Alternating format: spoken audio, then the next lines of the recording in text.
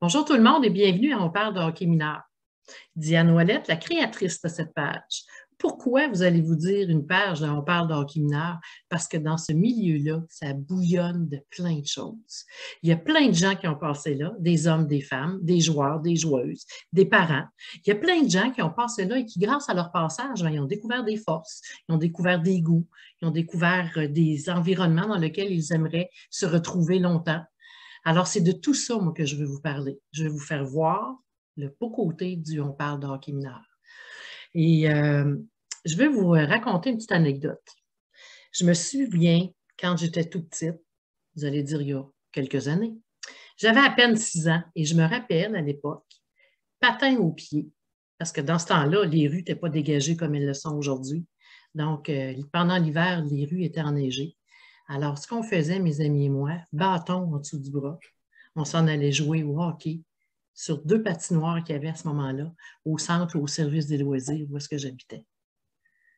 On n'était pas beaucoup de filles, je vous dirais, parce que c'est sûr qu'à l'époque, le hockey était dédié aux gars, évidemment, mais quand même, nos amis garçons nous accueillaient pareil. On pouvait aller jouer avec eux. Donc, ça fait longtemps que le hockey m'habite. Alors, je suis très contente de pouvoir continuer à vous le partager d'une autre façon. Donc, c'était une petite parenthèse dans mon vécu. Aujourd'hui, j'ai l'occasion d'accueillir et l'honneur d'accueillir quelqu'un qui va marquer le hockey à sa façon et qui a déjà commencé à le faire, évidemment. C'est une femme qui a joué au hockey, qui joue encore pour le plaisir, mais qui s'adonne encore à ce sport. Elle occupe des postes fort importants parce que vous savez que de plus en plus, les femmes, non seulement on met le hockey féminin en avant, avec notre belle médaille olympique encore tout récemment, on a des noms en tête, hein? Marie-Philippe Poulin, Caroline Ouellette et bien d'autres femmes aussi. On vient de nommer une femme comme directrice adjointe avec les Vancouver, dans la Ligue nationale de hockey.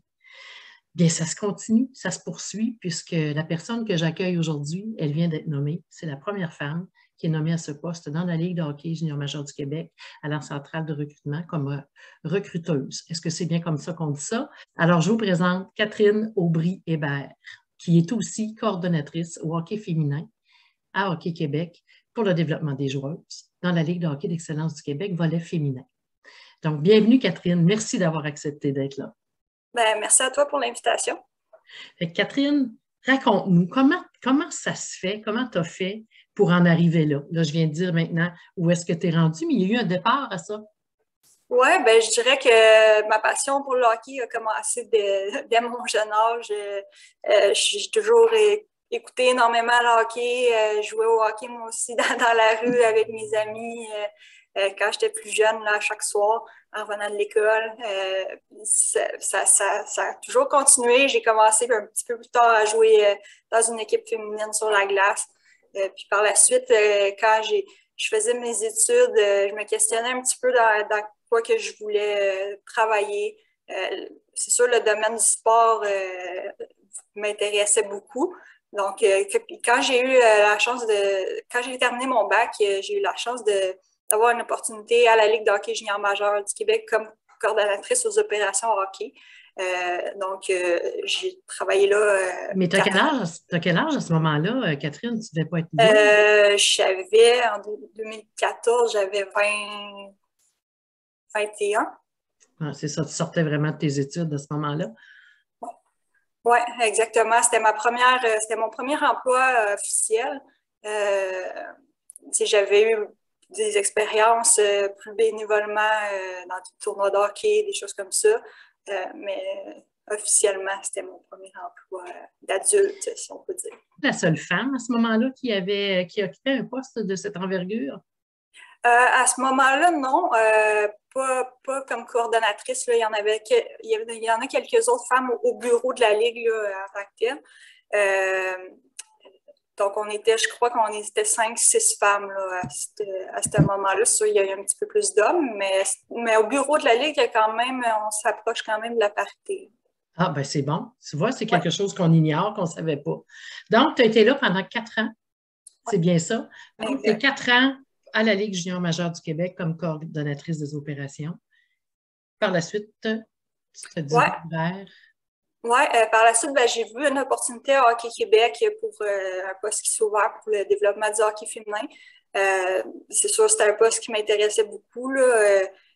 d'avoir plus de responsabilités aussi. Et oui, c'est ça, de développer le hockey féminin qui est encore en évolution beaucoup. Donc, je voyais là un beau défi. Puis, c'est ça, le hockey féminin, ça me tient à cœur, étant moi-même une fille qui joue au hockey. C'est quoi le plus gros défi que tu as comme à ce poste-là de coordonnatrice, là, précisément? Ben, c'est encore beaucoup de manque de visibilité pour le hockey féminin. On entend de plus en plus parler, mais on ne voit pas encore beaucoup. C'est encore de ligues professionnelles, on ne voit pas beaucoup encore à la télé. Donc, c'est ça, c'est encore aussi au niveau des ressources, des fois financières, humaines, et tout ça. Donc, c'est de trouver des façons de rendre ça plus égal avec le hockey. Trouver des partenaires d'affaires féminins. Il y a sûrement des femmes d'affaires qui, ce serait à leur avantage et qui auraient, puis vraiment de façon donnant-donnant, ce serait à leur avantage de s'associer aussi à ce sport-là. C'est quelque chose qui peut-être qu'on n'a pas pensé parce que ce n'est pas dans notre culture encore. Ça commence. Oui, bien c'est sûr, ça serait intéressant, ça c'est certain, là. Dans les dernières années, on a commencé à avoir des partenaires, juste des entreprises qui se sont intéressées au hockey féminin, puis à chaque fois, on est très contents. Donc, d'avoir des femmes, c'est sûr, qui redonneraient, ça serait vraiment une très bonne... La porte est ouverte, ouais. Hein, Catherine? Il y a des partenariats qui sont sûrement possibles. Bien, c'est sûr, il y a tout le secteur initiation présentement. C'est différent d'une région à l'autre. Certaines ont des associations entièrement féminines que tu peux jouer déjà en bas âge juste avec les filles. Donc, c'est ça dépend des régions, du voyagement et tout ça. Par la suite, on a la Ligue LIHF, qui est la Ligue interrégionale pour le niveau A et 2A. Et par la suite, depuis 4 ans, on a la structure intégrée LHEQ, qui est la Ligue 3A avec 8 franchises. Oui, ben, je trouve qu'il y a une très bonne évolution. C'est sûr qu'on a eu la COVID à travers ça qui nous a peut-être ralenti un petit peu sur certains projets, mais je pense qu'en général, ça va très bien. Les gens sont très satisfaits des services. C'est sûr qu'à chaque année, on cherche des façons de l'améliorer. Mais on a aussi nos gouverneurs, nos directeurs de structure qui sont très impliqués puis qui sont très passionnés aussi. Donc, eux nous aident, nous donnent un bon coup de main aussi sur le terrain à ce niveau-là. Donc, à date, je pense que ça évolue bien. Ça évolue bien. Ça commence. Là, fait que... Ding, ding, ding, question piège. C'est quoi la différence entre le programme de développement masculin et celui féminin? Ça ressemble. Là, c'est ça, il y a la structure LHEQ qui est venue dans le programme d'excellence de la fédération, qui en fait partie, comme au masculin. On a aussi au féminin, on a aussi nos équipes Québec, comme au masculin. C'est juste des fois les catégories d'âge qui sont différentes. Là, comme exemple, nous autres, on a nos camps comme d'introduction qui commence à M13 et M15. Puis par la suite, là, on a nos camps Équipe Québec. Dans les années passées, c'était M16, M18. Donc, au niveau, en lien avec Hockey Canada aussi, parce que Hockey Canada, la première étape, c'est le M18. Donc, OK. C'est la structure qui est faite comme ça. Exact. La structure est faite comme ça. Marie-Philippe Poulin, elle a refusé de joindre les rangs des Lions de Trois-Rivières dans la East Coast. C'est quand même un beau pas, ça, pour le hockey féminin. Est-ce que c'est comme ça que c'est perçu dans votre milieu? Oui, vraiment. Je pense que c'était la décision à prendre. C'est sûr que c'est flatteur d'avoir une offre des Lions. Puis, ça démontre que les filles peuvent compétitionner avec les gars, en tout cas certaines filles. C'est flatteur, sauf qu'en même temps, c'est ça. Comme elle a dit, l'objectif, c'est d'avoir une ligue féminine. Donc, c'est pas juste d'avoir une joueuse qui a de la visibilité puis qui est avec au niveau professionnel, c'est d'avoir une ligue professionnelle pour toutes les joueuses. C'est vraiment, elle a une vision d'ensemble absolument extraordinaire. C'est une vraie passionnée, là, ça c'est sûr et certain. Donc, à ce moment-là, ce qu'on peut voir, c'est que le hockey féminin va bien au niveau québécois. Oui, dans l'ensemble, ça va bien. C'est sûr qu'on aimerait, on veut poursuivre pour avoir plus de joueurs sur les équipes nationales. Ça, c'est sûr, c'est un objectif. je pense qu'on travaille dans ce sens-là avec notre programme d'excellence. Puis c'est sûr que d'avoir une ligue professionnelle, ça nous aiderait aussi. Et tu occupes un autre poste. Le premier, effectivement, comme je le disais tantôt, d'abord, félicitations, Catherine. Ah oui, c'est vraiment, c'est le fun de voir qu'il y a des femmes qui réussissent à, je dirais, à gravir des échelons, on va le dire comme ça, qu'on nous permet maintenant aux femmes de parler de hockey. C'est vraiment une belle avancée pour nous autres. C'est de foncer. Je sais que des fois, ça peut faire peur un petit peu au début d'hésiter, mais les gens sont rendus peut-être à une nouvelle mentalité qui sont plus ouverts qu'ils étaient. Parce que, exemple, quand j'ai été nommée, moi, j'ai que des bons commentaires, autant comme les autres recruteurs de la Ligue, ils sont super accueillants. Ils me disent tous qu'il était temps qu'il y ait une femme qui rentre à la Ligue de hockey junior majeur pour ça. Donc, des fois, on pense que c'est super fermé, mais ça ne l'est peut-être pas autant qu'on pense. Fait que c'est de foncer, de se faire confiance. Puis après ça, ils se rendent compte qu'on a autant les compétences puis les connaissances que les hommes. Puis je pense que c'est de même après que ça devient facile. Et comment t'aimes ça d'être appelé aux deux endroits, autant du hockey féminin, parce qu'on sait qu'avec la Ligue de hockey d'excellence du Québec, ben, c'est les meilleurs que tu veux. Et du côté de la Ligue junior majeure du Québec, ben, c'est encore les meilleurs aussi que tu souhaites pouvoir graduer là. Alors, comment tu trouves ça de naviguer dans les deux endroits? Parce que tantôt, tu as parlé d'approche. Donc, ouais. Moi, j'adore ça. C'est ça, c'est deux approches différentes complètement, mais j'adore les deux milieux. J'adore les deux produits sur la glace, si je peux dire ça comme ça, autant féminin que masculin. Fait qu'à date, moi, je suis très contente d'avoir. Quelle est la plus grosse différence au niveau de l'approche, Catherine? Je dirais, c'est ça, c'est sûr dans la façon de jouer aussi, mais c'est aussi au niveau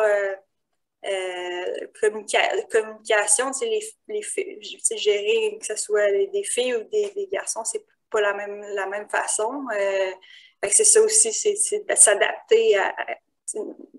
C'est quoi qui te frappe le plus ou qui te demande le plus Ah, mais ça, tu vois, ça, je savais pas que c'était comme ça, ou ça serait bien que ça soit comme ça de l'autre côté aussi, ou peu importe. Oui, il n'y a rien qui m'a comme frappé vraiment, là, mais c'est sûr que, mettons, une fille, le côté émotionnel est plus là, le côté social est très, très important. Donc, c'est des choses à tenir en compte un petit peu plus aussi. Quand des fois, il y a des sélections, ça peut jouer un petit peu plus en ligne de compte. Puis aussi, c'est sûr, c'est ça. Je pense que ça c'est des choses qu'au masculin, c'est peut-être un petit peu différent. Mais tu sais, moi, mon rôle avec la centrale, tu sais, c'est pas pour une équipe, fait que c'est ça qui est différent un petit peu. Okay. Tu sais, j'évalue pas la partie hors glace, si on veut. Okay. Donc, c'est ça. Je me fie vraiment à ce que je vois sur la glace. Sur la glace, je comprends. Tout son travail de préparation physique, son comportement, tout ça, tu sais, je le vois. J'évalue pas cette partie-là. Alors qu'au féminin, oui, ça va faire partie des choses qu'on va regarder avec le personnel d'entraîneur aussi. De voir aujourd'hui, enfin, en 2022, on voit qu'il y a une belle avancée, qu'il y a des belles ouvertures qui sont là. Alors, qu'est-ce que ça va faire, une dépisteuse pour la centrale de recrutement de la Ligue junior majeure du Québec? Oui, en fait, je vais surtout voir des matchs M18-3 puis Jet Espoir. Donc, c'est ça, je vais voir plusieurs matchs par fin de semaine. J'ai des rapports d'évaluation par la suite là, à remplir. Puis nous, au niveau de la centrale, là, on se fait des réunions pour discuter des joueurs, préparer nos listes en vue du repêchage de la JMQ. Qui s'en vient. Elle est prévue pour quand, le repêchage, cette année?